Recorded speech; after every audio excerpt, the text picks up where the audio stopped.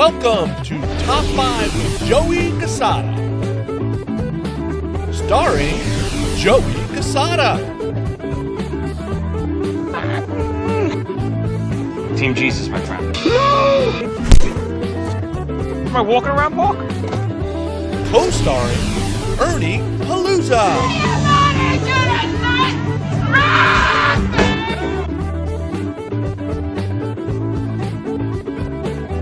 Now here's your host, Joey Cassata. All right, welcome back to Top 5 with Joey Cassata. I'm your host, Joey Cassata. And I'm Kip Winger. Yeah, you look just like Kip Winger. Thank you. You know what? You do a little bit with that little scruff. Let me see. Get closer.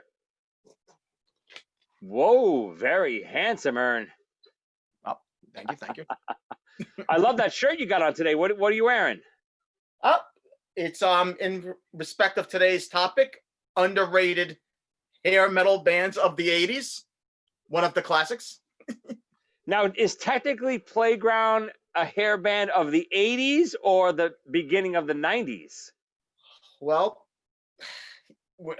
that's a good question, but if you're aware of their origin story, they were formed in the 80s. That is true. That's true. But we did most of our work in the 90s. For anyone who doesn't know what Playground is, Playground was my old band back in the late 80s, early 90s. Ernie was the quasi-manager / mascot of said band. Those are our T-shirts, which I think are either on sale on Amazon right now, or you could get them soon, maybe for Christmas. But yes, like Ernie mentioned, today's topic is most underrated hair metal bands of the 80s. Now, this is a great topic. I'm a big hair metal fan, and I know that name sometimes people don't like, especially my buddy Eddie Trunk doesn't like that name hair metal, but we're going to use it today just because I think everyone understands what we're talking about. Right, Ern? Absolutely. And listen, there's a lot of hair metal bands that are underrated from that era, I think. Obviously, we know all the big ones, but I'm curious to see your list and obviously everyone's list and see if we forgot anyone. You ready to dive into this? Let's get it going. All right, you're up first. Number 5. Oh, okay, my number 5 choice is Extreme.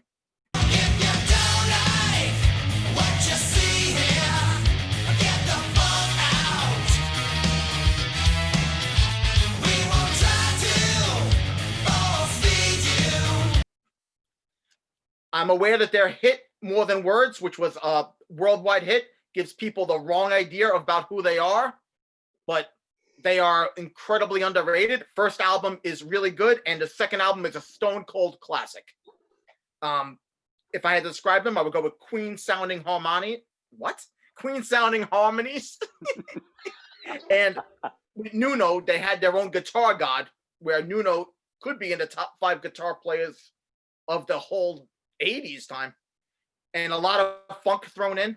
And the second album, I want to stress, is a must-have. No, I agree. I mean, I think I even heard rumors of the second album is More Than Words, right? Yeah. Did I hear rumors that because More Than Words was such a big hit, people were actually buying that record and then returning it when they heard the other songs on that record? I had heard the same thing, particularly older people, because More Than Words actually crossed over into adult content, whatever that word is. You and I cannot speak today. I love it. It's perfect. You know what? We're leaving all these bloopers in. I love it. But songs like Wholehearted were on that too. Big hits. The whole album there's so much more that you're forgetting with that album. It's great. And even though I think people would probably argue with you that they're not underrated, I agree with you because I do think people only know them from maybe even just those 2 songs where they're so much more and really totally different than those 2 songs. Totally forgotten group. Yep, good choice. Nice choice. All right, so my number 5 pick, I'm also going to go with what I consider a guitar god. You might disagree, and many people out there might disagree, but I'm going to go with the very unknown Vinny Vincent Invasion.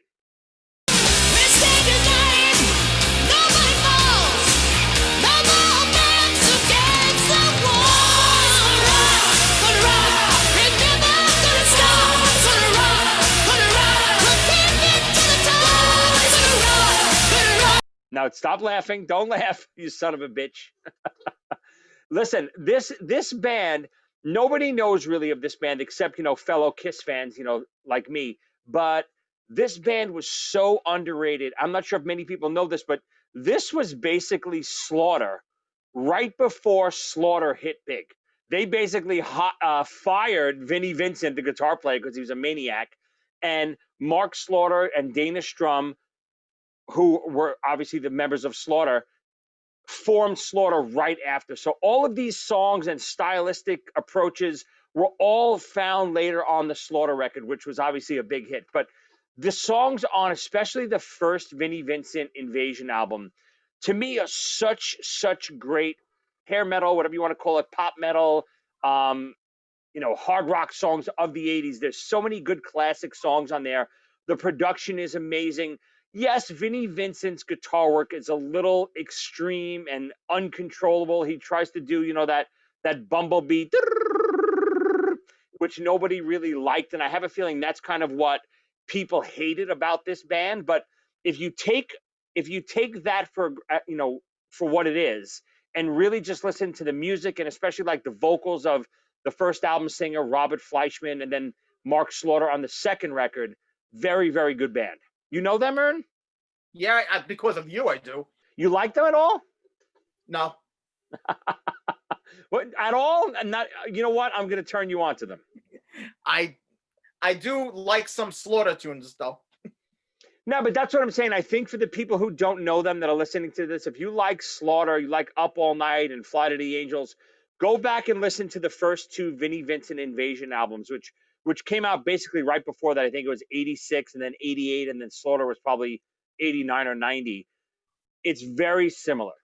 All right, your number 4, Ern. Up my number 4 choice. And maybe they weren't underrated in the 80s, but looking back, they seem to not be talked about so much. I chose Rat. You're only living to have fun. You want to use me, take me home tonight.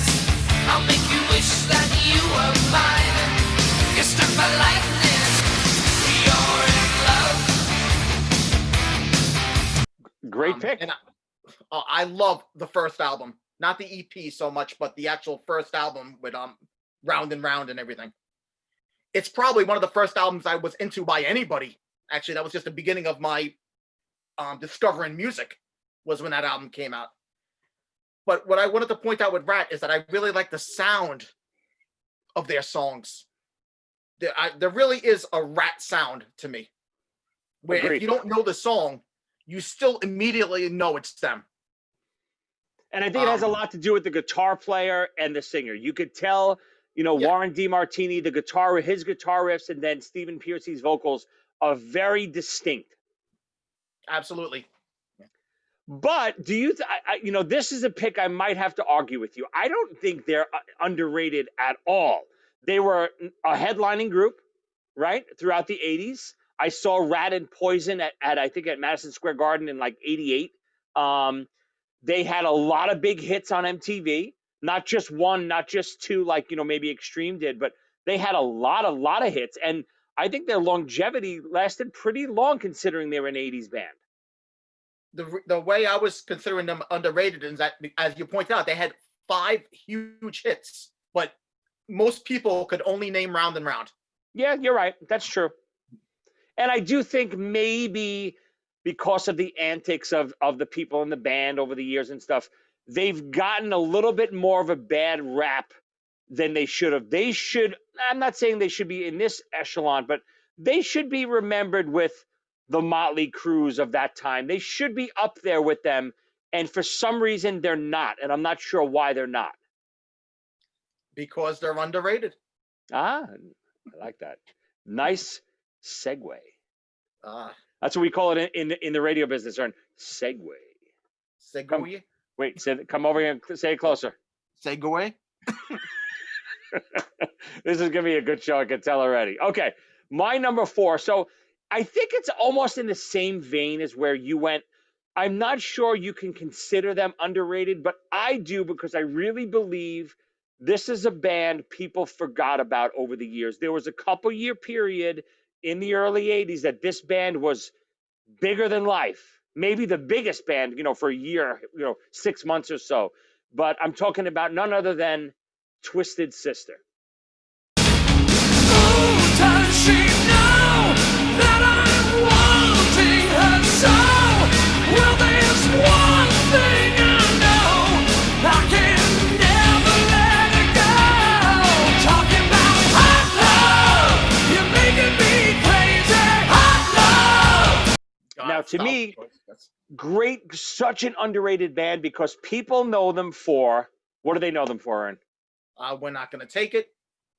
And I Wanna Rock. That's it. They know them for those two songs, those two videos. That's it. And listen, those two songs and two videos are iconic. Both videos and songs. The videos really, were those first fun hair metal videos to me of that time period. Everything else was still maybe a little serious. You had the priests and the maidens and all that stuff in the early 80s. Then when Twisted Sister came along, they made those videos fun with the guy from Animal House, reprising his role. They were so much fun. I mean, even today, I remember my kids loving those videos growing up. They still like them. Oh, that's so much fun. When Niedermeyer goes up to the kid and he goes, "I will slap your fat face." It's one of the best lines, not only in movies, but in video history. It's so good. What's that? Twisted Sister. And he points at a picture of Dee Snider. He goes, "What is that?" I mean, it's so good. But that's what all people remember. They don't realize the two records before Stay Hungry, Under the Blade and Can't Stop Rock and Roll, have nonstop amazing songs on it. Under the Blade is a little heavier, and then Can't Stop Rock and Roll started to become more commercial.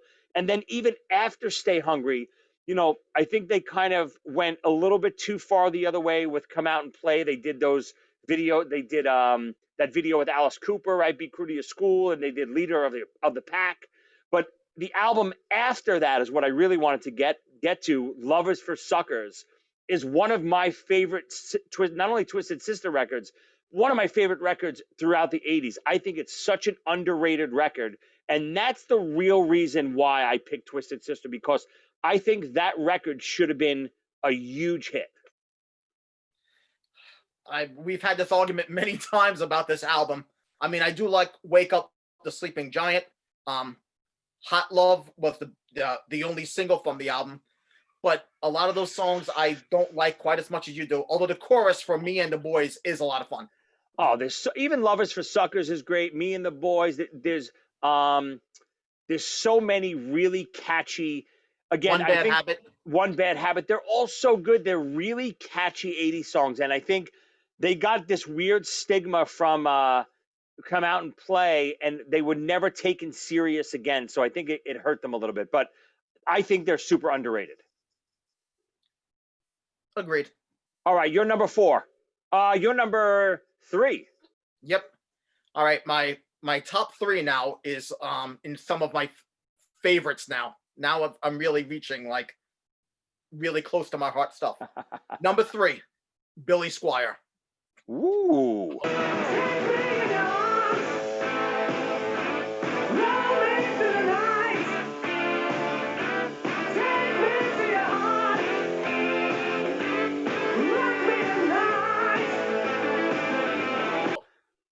I have no idea why this guy has never played on the radio. He has great songs. His voice is so likable. To me, his sound is taking Zeppelin's most pop moments and shortening them to 3 minutes long, which is actually a great thing. A lot of people say it was the video for Rock Me Tonight, which is an incredible song. Agreed. But a lot of people consider that video for ruining his career, when the video had only him dancing around in his bedroom, ripping his shirt off, rolling around on his bed. I'm sure you loved it. Listen, believe it or not, I actually think that video gets crapped on more than it deserves. Listen, of course, was it ridiculous? It wasn't even him with his, pink sweatshirt kind of hanging off his shoulder, which to me is a very fashionable look. But it was the way, I think it was more the way he was dancing. You know, he was kind of this serious type of artist up until that point. And then all of a sudden, whoever let the reins loose in this video, it unfortunately killed his career. And, you know, I think unfairly so, because I couldn't agree more. I totally forgot about Billy Squire. Just in my brain, I'm thinking bands, but you're right. Billy Squire should be there. So many hits, perfectly described, you know, Zeppelin, like the hits of Zeppelin, like a pop version of what Zeppelin could be. I think Absolutely. Billy Squire is one of not only the most underrated artists from the 80s or ever, one of the best. Great stuff. We know who to thank for about Billy Squire. Somebody in our crowd, by the way. Yeah, we won't mention his name. He talks a lot. Maybe we'll have him on one day. But the problem is this guy's name is Babbles, and he likes to talk a lot, and we might have to edit, you know, 9/10 of the video out. So we might not have him on. Anyway. He's Great right on choice. point though with Billy Squire. He is. I remember going to the beach. We used to listen to it on the beach all the time. And, you know, growing up, I knew Billy Squire, but I didn't remember it as much as when he started getting us into it again. Absolutely. We'll edit that out. We won't give him any credit. Don't worry. Okay, so my number 3 most underrated hair metal band of the 80s is actually one of my favorite bands ever. It's probably even maybe higher than 3 or 3 on my favorite bands ever, but because I'm doing most underrated, it's a little lower on my list, and that is Stryper.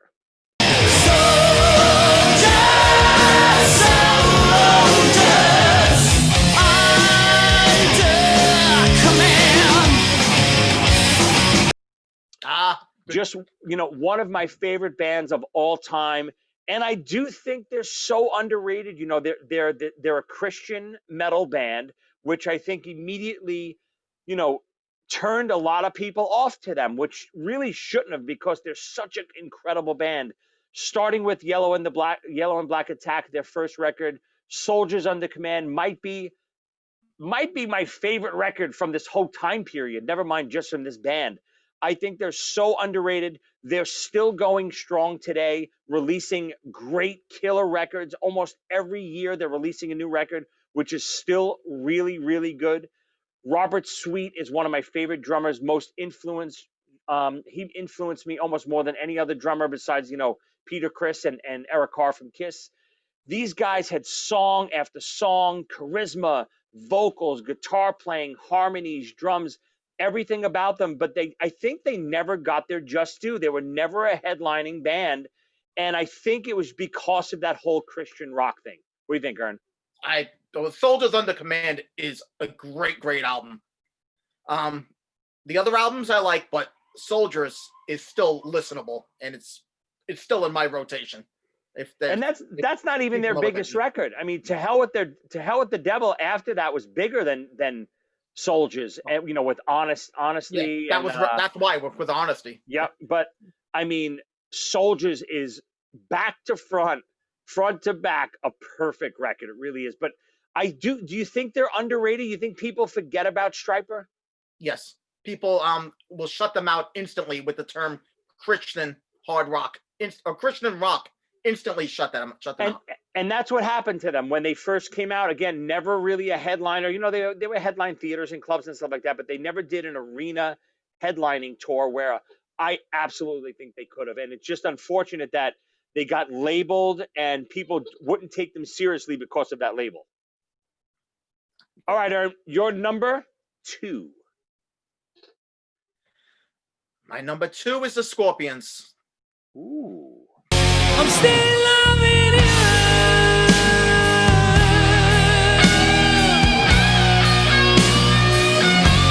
I'm still loving you.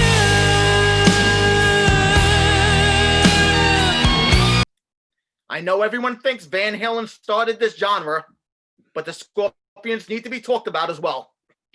And they were around way before Van Halen too.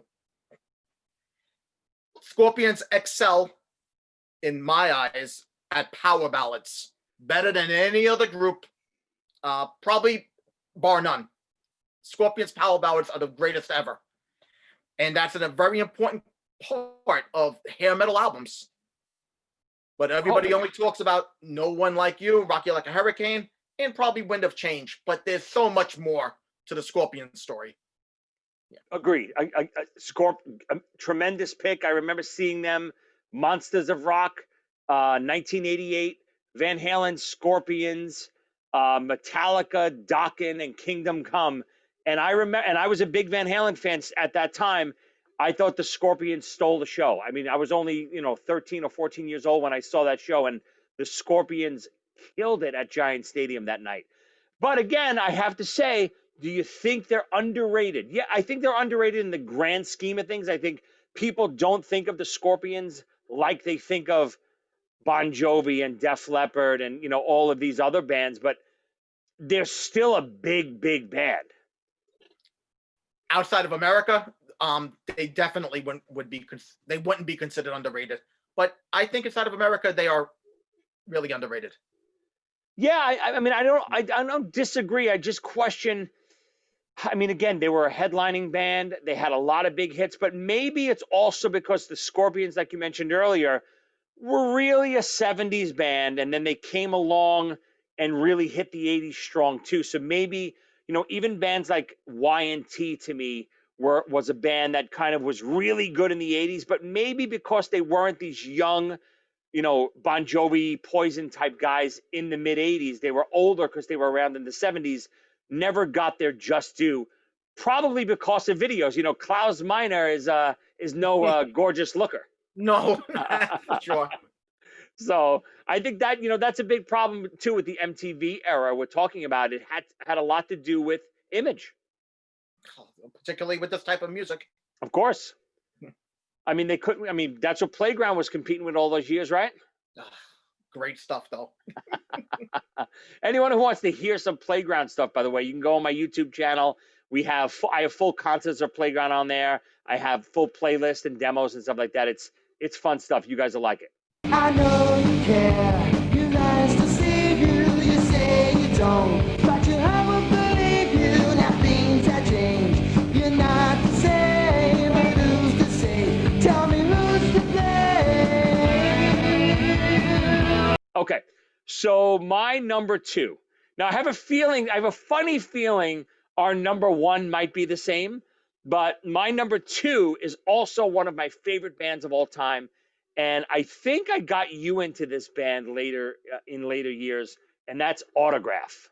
Sing it to me, sing it to me.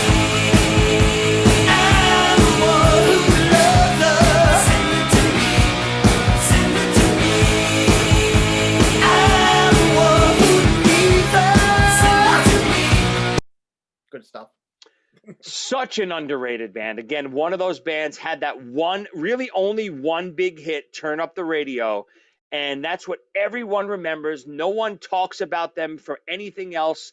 They don't talk about that debut record or the second record, That's the Stuff, or the third record, Loud and Clear. All three of those records, again, there's no filler material on any of these records, and that's a big thing for me. I think when these bands, have a couple hits and then the rest of the album isn't great, I don't consider them that underrated because maybe they are just, a couple hits. But when a band has a big hit and then the whole album is also killer, I mean, I still listen to Autograph today, listen to those records all the time, still super strong. The singer, Steve Plunkett, went on to be a big Hollywood songwriter. He wrote theme songs for all like WB shows like Seventh Heaven. He had songs in 90210, big time songwriter. And if you listen back to his songs back then, even though they have that 80s glam on them, they're all great singable pop songs. Don't quote me on this, but I think the term hair metal actually comes from Autograph's big single, Turn Up the Radio. Really? I think because whenever a song hits the top 40, for some reason they have to assign a genre, and the genre didn't exist before that song, I believe. Well, don't tell Eddie Trunk that because he'll kill us.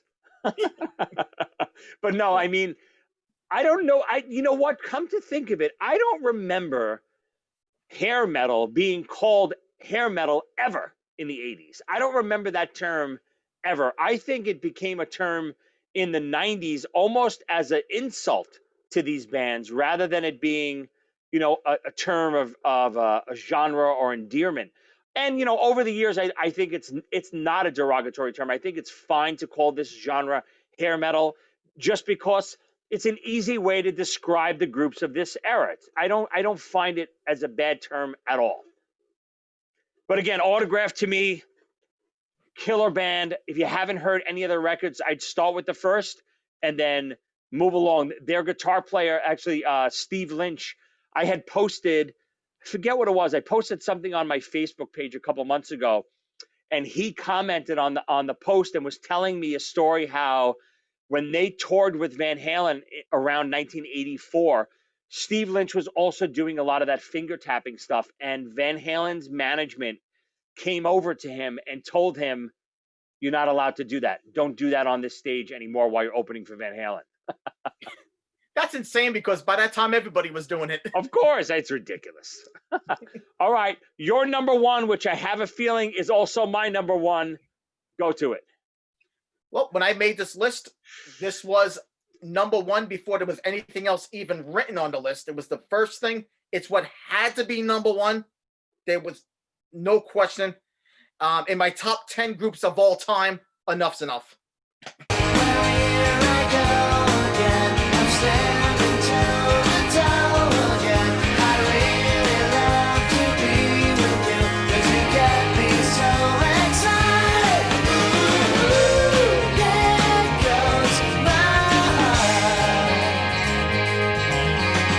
Absolutely. Same as me, same pick. I knew you had it.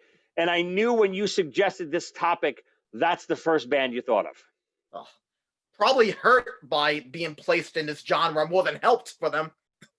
Right.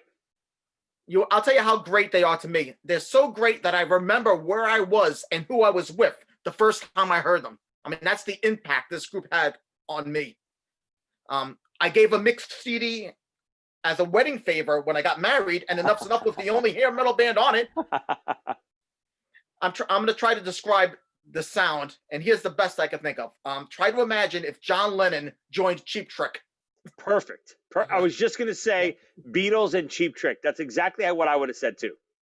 They're that good, if you could imagine what They're that sound. even better. They're better than what you're describing. They're absolutely better than you're describing. I think, and again, my first favorite band, everyone obviously knows, is always the same. But my second, third, and fourth favorite bands are always in flux. And I will tell you, Enough's Enough has taken over that second spot quite often. Enough's Enough is that high on the list for me. Again, most people know them for Fly High Michelle and maybe New Thing, because they were both MTV hits around 1989. But they are so much more. That first record is great, but then Strength, and then so on and so forth. They must have 10 or 12 solid albums that, again, front to back, are perfect records. Albums like Seven, albums like Paraphernalia, which might be their best album, which was probably, their 8th or 9th album. Albums like 10. All of these albums, again, went by the wayside. And I think I even remember a story, and tell me if I'm correct, and I'm sure our buddy Billy would remember this. The album Peach Fuzz. You remember this album? Of course. I believe, and this was around 94, 95, I think. Did they try to release this record as a different band, as a different name? Like Brothers, maybe?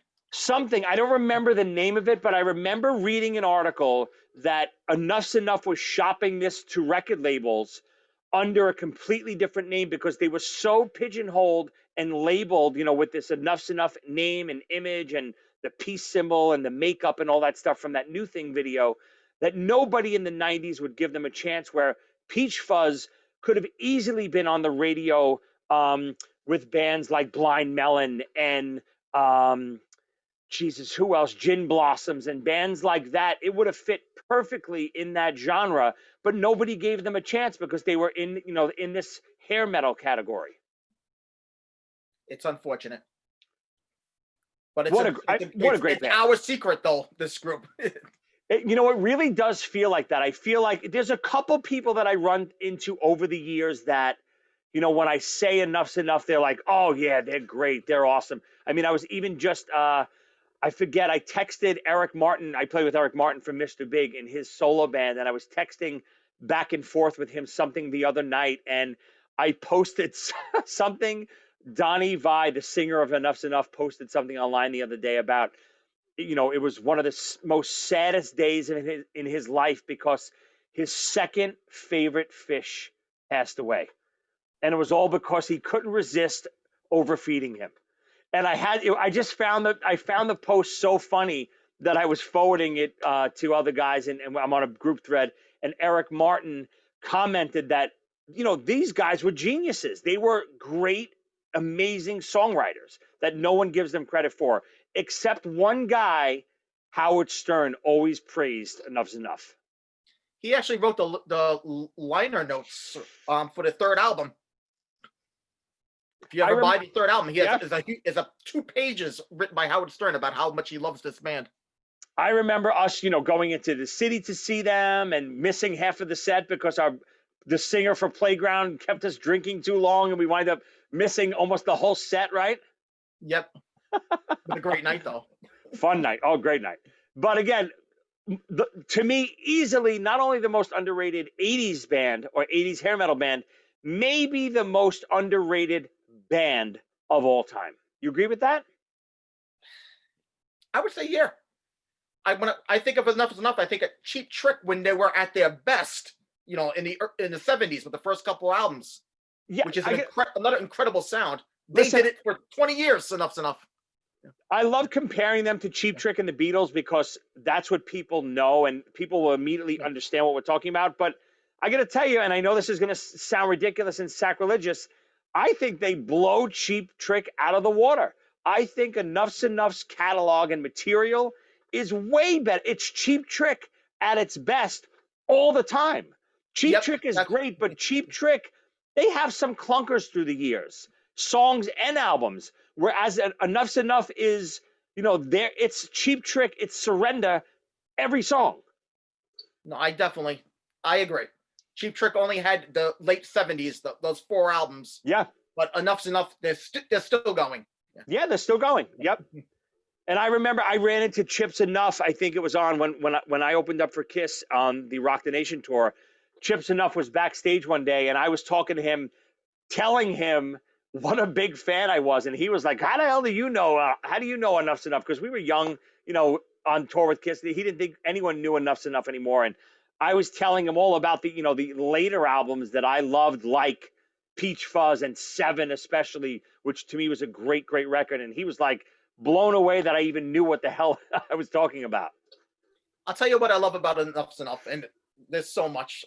We're gonna go way over our time talking about this one band, but they are the experts at writing an anti-love song, which is not the same thing as a hate song. It's about the part of the relationship where they don't love each other anymore, but they haven't figured out how to break up either. That period of time, which is a very sad, depressing time, where it's not love anymore, but it is dependency. Right. And they put it together in their 3-minute songs. They get that still have tonight. We don't have to be so friends. That's what the lyrics make me think of. They're not in love anymore, but they haven't figured out how to. It's been so long together, they haven't figured out how to break up. It's so depressing, and it's so great. Perfectly said. Donnie is one of the best songwriters I've ever heard. Again, I know, ridiculous to say, they've actually, every once in a while, I love the Beatles, big Beatles fan. They surpass the Beatles to me every once in a while too. It's always back and forth. My top 4 or 5 bands are always, Kiss is always number 1. Then I have Beatles, Zeppelin, Stryper, Enough's Enough. I have all these bands kind of flip-flopping all over the place, but that's how good and how high I hold Enough's Enough. Wonderful stuff. All right, we always forget to do our honorable mentions until the end. We're supposed to do them before number 1, but I forget. We don't forget. I forget every week, but let's do one honorable mentioner and one honorable mention for most underrated hair metal band of the 80s. My brother's favorite band ever, Twisted Sister. I want to point out this was a difficult list to do. It's difficult to measure the term underrated. I mean, what I do is I write all these groups and then I start crossing stuff off. So I'm left with 6, 5 in honorable mention. So I saw Dokken was at one time. White Lion was there. Warrant. Even Skid Row and even Poison, which was huge when they were out, but everybody makes fun of them now. And I really wanted to squeeze Love Hate in there somewhere as well, but that's a personal thing. However, Twisted Sister deserves to be mentioned. They had 5 albums, and I can listen to more than half of them all the way through, except the last 2. And I know you like the last one. Crazy. I certainly don't like the last one as certainly not as much as you. But the first 3 albums are listenable all the way through. I got to tell you, even Come Out and Play, it's not listenable all the way through, but there's a handful of great songs on there. It's their weirdest album. Yeah, agreed. It's almost overreaching. It's the weirdest. It's the worst too. Yeah. It's almost like an early version of Use Your Illusion. They're like, they're all over the place with that. Oh, I wanted to point out Twisted Sister, a really underrated singer. Well, by the way. Oh my God. Yeah. D is so underrated, especially if you hear him live. I've gotten the opportunity to play on stage with D many times, jamming on a lot of those classic Twisted Sister songs, and he is so powerful live. His voice is still not only strong back then, but still so strong today. And as a songwriter, he wrote most of that stuff. Again, I keep going back to Lovers for Suckers, but Lovers for Suckers, I know it's most Twisted Sister fans don't like it because it's a polished love song, if you want to call it, type album for Twisted Sister. But if you really take it for what it is, it's a very anthemic album still. It has a lot of those big songs. Yes, it also has these cool love songs, but Dee's voice is killer on that record. Yeah, I've even listened to a lot of Dee's stuff without Twisted Sister, and he always hits it out of the ballpark for me. And on a personal note, too, I love all those guys in Twisted Sister. Unfortunately, AJ passed away, but, JJ, great friend of mine, Eddie, Mark Mendoza. I'm actually doing the Mark Mendoza show tonight after we record this, and I'll be live on Facebook doing Mendoza's show right after this. Mendoza's a really good friend, and even D has been a friend of ZO2, and, D was obviously on Z-Rock a couple times, so we love those guys. And I remember in the 80s, there was a period of time, around 84 when they were the biggest thing on MTV, that they were almost rivaling Kiss for me at one point as my favorite band. Well, that's big words. Those are big. I know. Those are fighting words. I get it. But that a perfect segue into my honorable mention. So I know this is going to sound crazy, but my honorable mention is none other than Kiss. Everybody's got a reason to live, baby. Everybody's got a dream and a hunger inside. And I know it sounds ridiculous because Kiss is one of the biggest bands ever, but everyone forgets about 80s Kiss, which was really hair metal Kiss. From 1983 through 89 or even through 92, Kiss was basically a hair metal band. They were right along the sides of Bon Jovi and the Poisons and Cinderellas and Rat and all that stuff. Of course, they were still from the 70s, but no one remembers those albums. Everyone thinks of the makeup Kiss from the 70s, and of course now they've been back in makeup for, over 20 years again, almost 30 years. So people remember makeup Kiss, and they forget about this whole genre of Kiss, which was really longer than some of these other 80s bands we're talking about. They had Lick It Up, Animalize, Asylum, Crazy Nights, Hot in the Shade. These albums were all platinum 80s albums where people don't even remember them, and most people even disregard them as garbage, where they are such great hits. It's funny, when back in the 80s, when I used to go see Kiss live, people would always say, oh my God, did you ever get a chance to see Kiss in makeup back in the 70s? it's the opposite question now. Now everyone asks, "Oh my God, did you ever see Kiss without makeup?" And the answer is yes. Of course, that's, even though I'm a big 70s Kiss fan, I grew up with this Kiss. This was my Kiss as a kid. So that's why I really believe that they're very underrated. Oh boy. What- With an opinion like that, oh, it sounds like you want to be lonely.